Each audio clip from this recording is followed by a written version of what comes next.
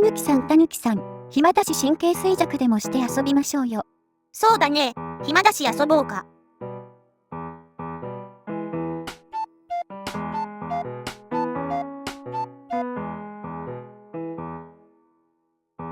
全然勝てない。神経衰弱って運要素もあるんじゃないの？なんで1回も勝てないの？今回も私の勝ち。なんで負けたか、明日まで考えておきなさい。どっかで聞いたような煽り方されてる。トランプ遊びなんかもうやめてやる。あれ、キツネさんの取り札、全然揃ってないじゃん。何これ？バレてしまったら仕方ないわね。実はめくる瞬間に偽物の葉っぱと交換してたのよ。こうすれば何をめくってもペアが揃うっていう作戦ね。作戦じゃなくてイカサマじゃんか。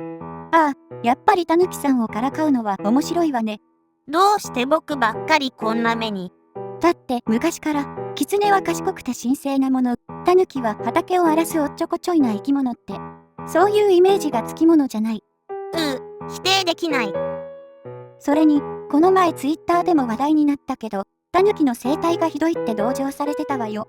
車のヘッドライトにもビビるし、車の進行方向に逃げてひかれるし、一夫一妻制だから、カップルは片方が死んじゃうと子供を作らなくなるし、パートナーが車にひかれたら、そこに通うせいでもう片方もひかれて死んじゃうし、これといった武器を持っているわけでもないから、絶滅しないのが不思議って言われてるわよ。散々な言われようだ。もうこうなったら、僕がタヌキを代表して汚名を晴らすぞ。あら、タヌキさんが解説でもしてくれるのかしら？タヌキのことなら僕が一番わかってるからね。というわけで、今回は僕が、タヌキがなぜ弱い生き物と言われるのかについて解説するよ。パチパチパチパチ。じゃあまず、さっきのキツネさんの話について触れる前に、タヌキがどういう生き物なのか紹介するよ。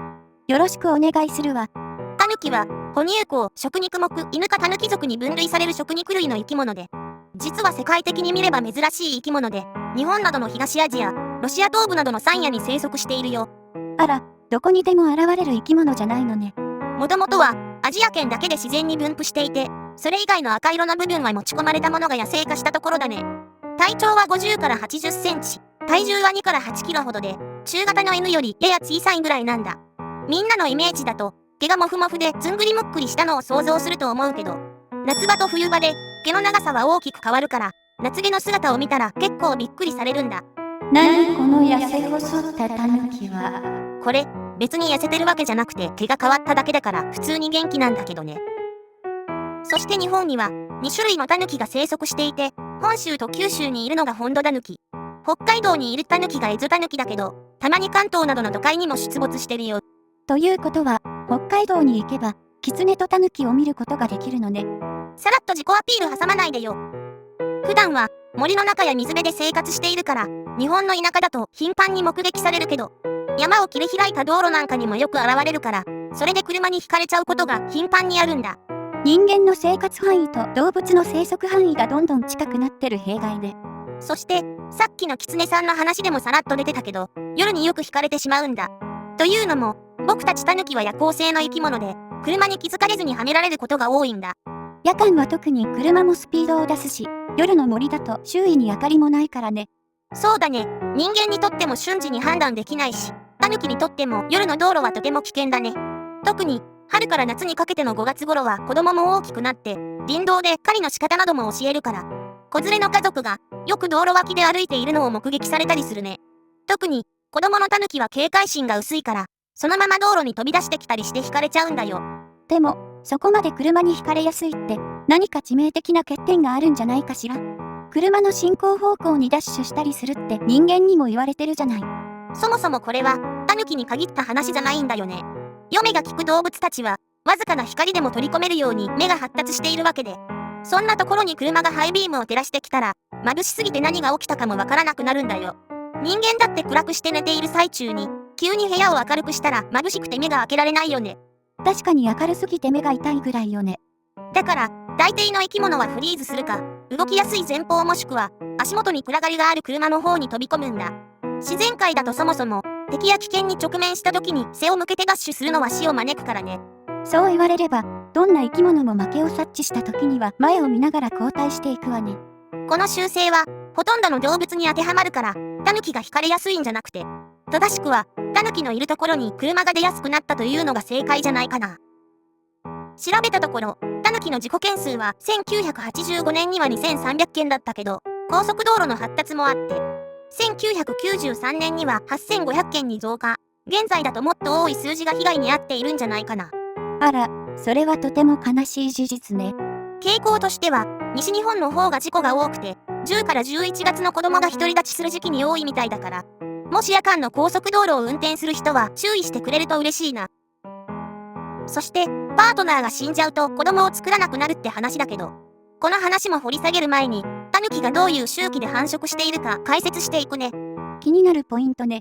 さっきも説明した通り、春から夏にかけては子育ての時期で、3月頃に3から5匹ほど出産してから、子供たちが大きくなる5月頃まで、巣穴を中心に、夫婦で子育てを行うんだ。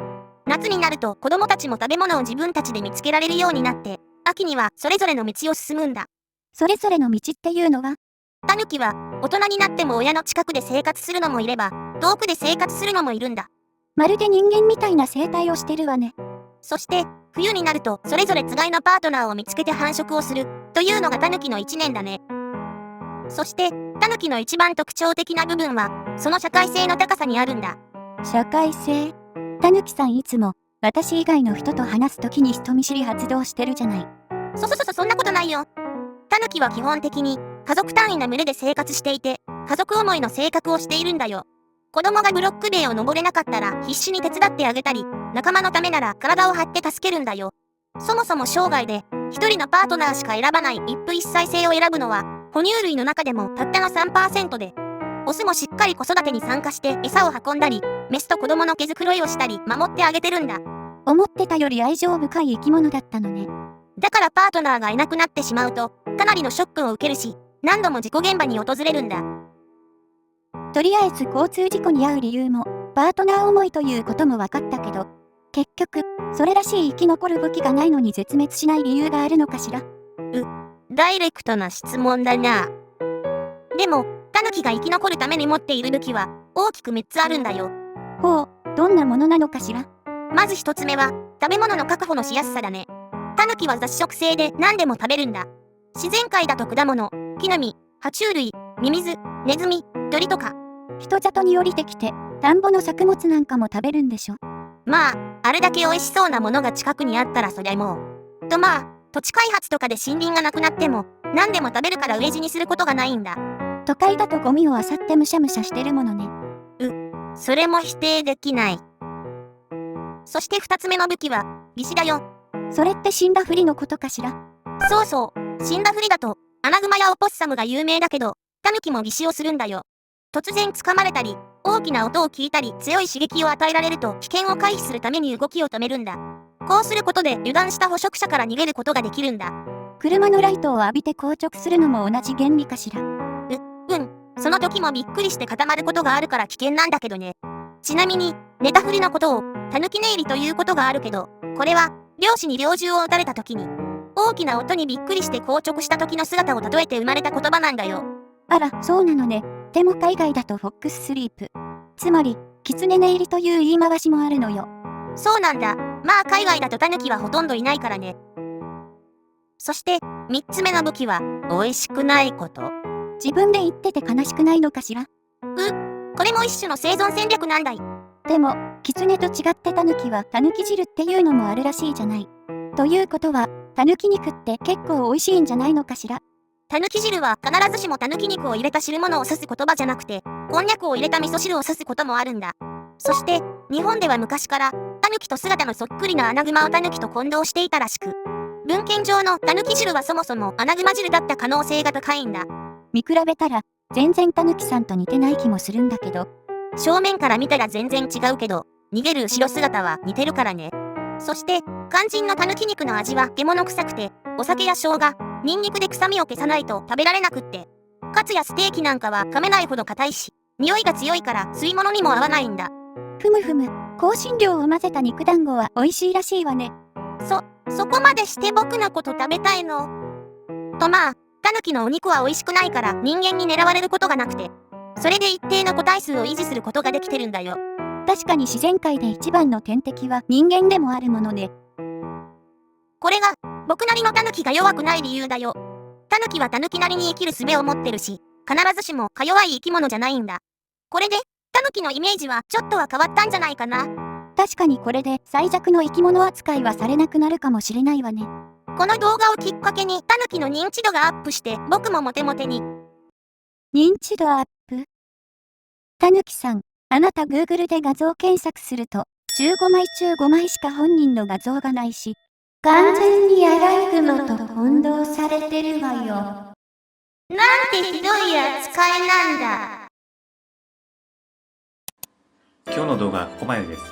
チャンネル登録、高評価よろしくお願いします。Twitter もやってるので、そちらのフォローもぜひ。それではまた次の動画でお会いしましょう。